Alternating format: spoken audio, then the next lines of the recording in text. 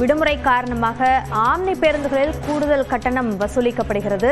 இது தொடர்பான கூடுதல் விவரங்களை நம்முடைய சிறப்பு செய்தியாளர் வேல்முருகனிடம் கேட்கலாம். வேல்முருகன், எந்தெந்த பகுதிகளுக்கு செல்லும் பேருந்துகளில் கட்டணம் உயர்ந்திருக்கிறது? இது தொடர்பாக அரசு ஏதேனும் பரிசீலிக்குமா?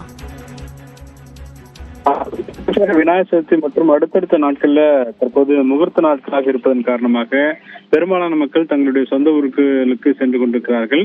குறிப்பாக இதன் காரணமாக ஆம்னி பேருந்தினுடைய கட்டணம் என்பது தற்போது 2 மடங்காக உயர்ந்திருப்பதாக பொதுமக்கள் தெரிவிக்கிறார்கள். குறிப்பாக திருச்சியிலிருந்து தற்போது சென்னையிலிருந்து திருச்சி செல்லக்கூடிய பேருந்துகள் 2000 ரூபாய் முதல் 2300 ரூபாய் வரை வசூல் செய்யப்படுகிறது. வழக்கமாக இந்த கட்டணம் என்பது அதிகபட்சம் 500 700 800 ரூபாய் வரைக்கும் விற்பனை செய்யப்படும். தற்போது அது 2 மடங்காக அதிகரித்திருக்கிறது. இதே போல சென்னையிலிருந்து மதுரை செல்வதற்கு 2500 ரூபாய் வரை வசூல் செய்யப்படுகிறது.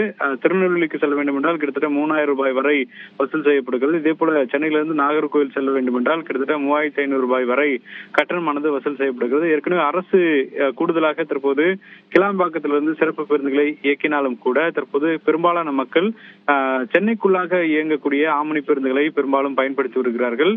குறிப்பாக இது போன்ற விழா காலங்கள்ல இவர்களுக்கு என்று தனி கட்டணமாக இவர்கள் நிர்ணயம் செய்து வசூல் செய்வதால் தற்போது தொடர்ச்சியாக அரசு புகார் கொடுக்கின்ற பட்சத்துல அதன் மீது நடவடிக்கை எடுக்கப்படும் என்றும் போக்குவரத்துறை சார்பில் தெரிவிக்கப்பட்டிருக்கிறது. அபிநயா, பேருந்து கட்டண உயர்வு குறித்த விவரங்களுக்கு நன்றி வேல்முருகன்.